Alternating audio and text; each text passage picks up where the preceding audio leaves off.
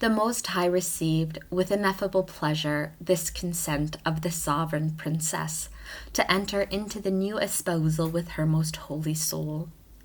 As upon his true spouse and as mistress of all creation, he now lavished upon her all the treasures of his grace and power, instructing her to ask for whatever she desired, and assuring her that nothing would ever be denied her.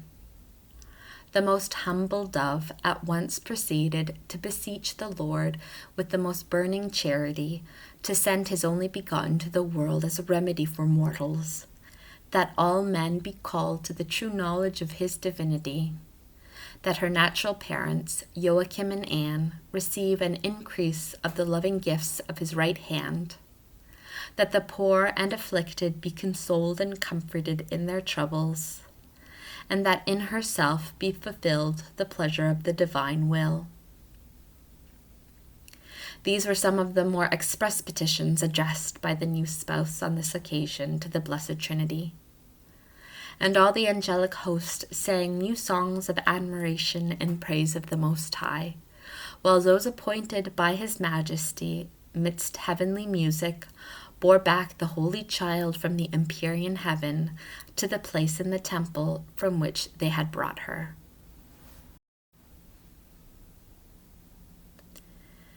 In order to commence at once to put in practice what she had promised in the presence of the Lord, she betook herself to her instructress and offered her all that her mother, Saint Anne, had left for her comfort and sustenance,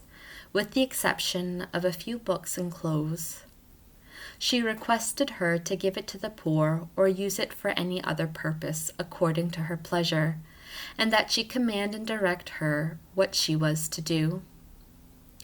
The discreet matron, who was, as I have already said, the prophetess Anne, by divine impulse accepted and approved of the offering of the beautiful child, and dismissed her entirely poor and stripped of everything except the garments which she wore.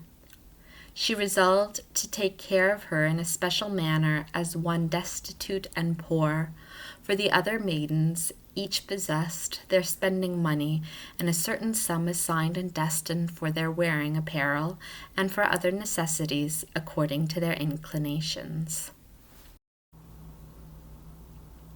The holy matron, having first consulted the high priest, also gave the sweetest child a rule of life.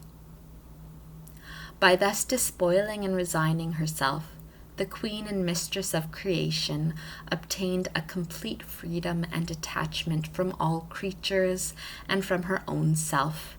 neither possessing nor desiring anything except only the most ardent love of God and her own abasement and humiliation. I confess my great ignorance, my vileness and insignificance, which make me entirely unworthy to explain such supernal and hidden mysteries. For where the expert tongues of the wise and the science and the love of the highest cherubim and seraphim are compelled to be mute, what can a useless and abject woman say? I know how much such an attempt would offend against the greatness of these mysteries, if obedience furnished no excuse.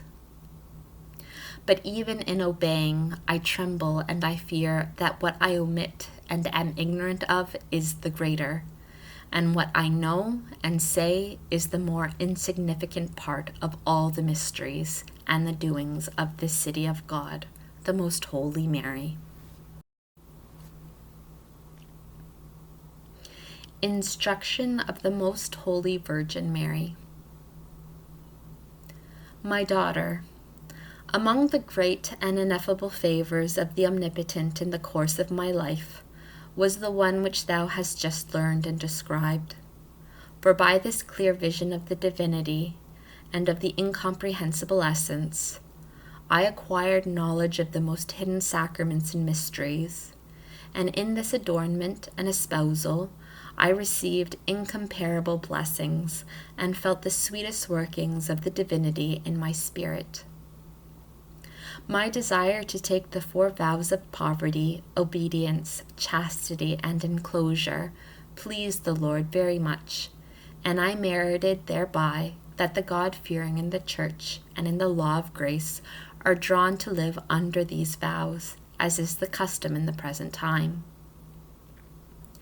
This was the beginning of that which you religious practice now, fulfilling the words of David in the 44th Psalm, "After her shall virgins be brought to the King."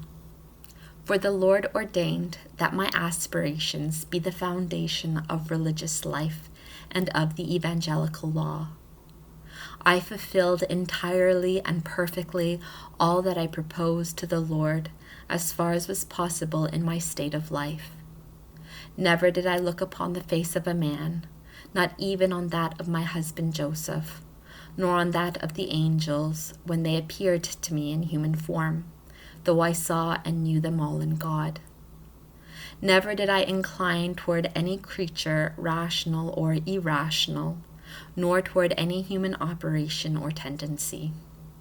But in all things I was governed by the Most High, either directly by himself or indirectly through the obedience to which I freely subjected myself.